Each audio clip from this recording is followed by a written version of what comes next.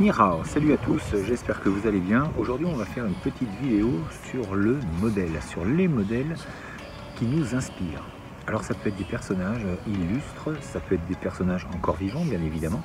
Et puis dans les arts martiaux, bien souvent, c'est notre professeur, nos maîtres, notre maître, en tout cas les gens qui sont devant et qui vont nous inspirer.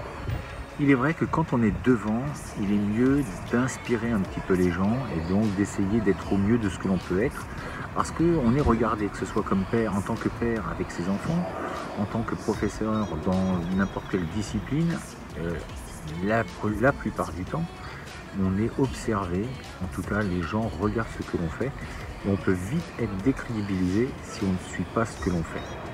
Et aujourd'hui, donc, je voudrais vraiment surtout parler en tant qu'élève et donc de suivre des modèles. Alors que ce soit dans la pratique martiale, il est important de suivre quelqu'un, d'essayer d'être loyal. Enfin, c'est même pas d'essayer, il faudrait vraiment avoir cette mentalité-là. Donc normalement, les arts martiaux développent ce côté-là parce que ça va être le meilleur moyen de progresser dans une voie. Après, bien sûr que ce n'est pas une secte, vous avez le droit d'aller voir ailleurs.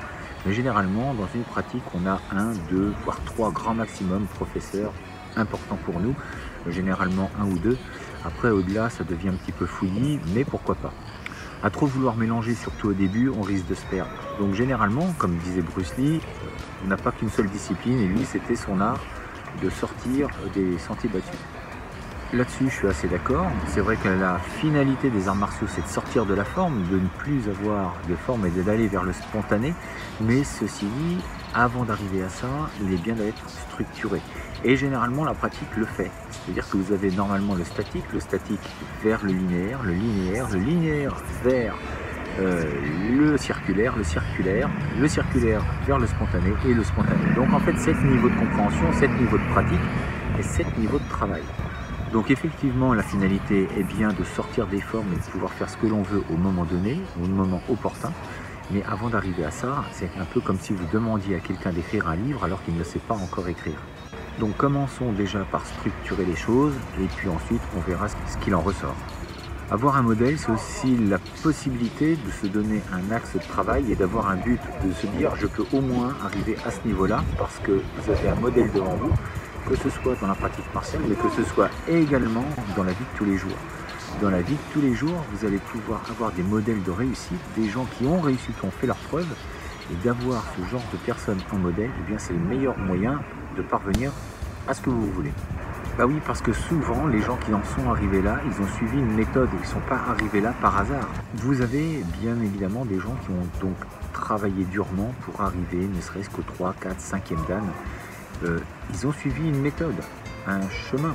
Et bien c'est pareil pour les chefs d'entreprise, des gens qui sont fortunés, des gens qui sont investisseurs, etc. Vous avez donc des gens qui ont suivi une méthode ou un chemin pour arriver là où ils en sont. Alors qu'est-ce qu'il faut faire? Et bien comme dans les arts martiaux, il est dit d'imiter, de ne pas parler et d'imiter, de faire ce que l'on voit et de faire au mieux de ce que l'on peut. Et bien c'est pareil dans la vie, si je vois des gens réussir, je regarde, je vois ce qu'ils font et puis j'essaye d'adapter cette méthode eh bien, à ma vie et de voir ce qu'il en résulte. Faire son propre chemin, c'est une preuve d'intelligence. Pensez un petit peu que ce n'est pas réservé à une élite. Tout le monde a cette capacité d'apprendre et donc de s'élever au plus haut de ce que l'on peut être.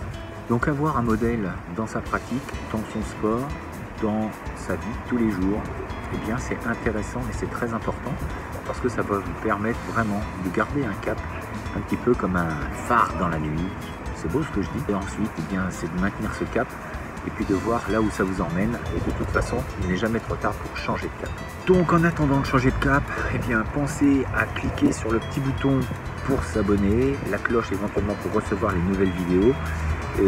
Mettez des pouces bleus, partagez. Et puis si vous êtes intéressé pour changer justement de cap, en tout cas pour vous aider à changer de cap, la méthode Comment changer grâce à la méthode SDG est en ligne sur Amazon. Vous avez le lien en dessous. Et puis je vous dis à demain pour une prochaine vidéo. D'ici là, restez forts, restez beaux et surtout, restez bienveillants. Ça y tient.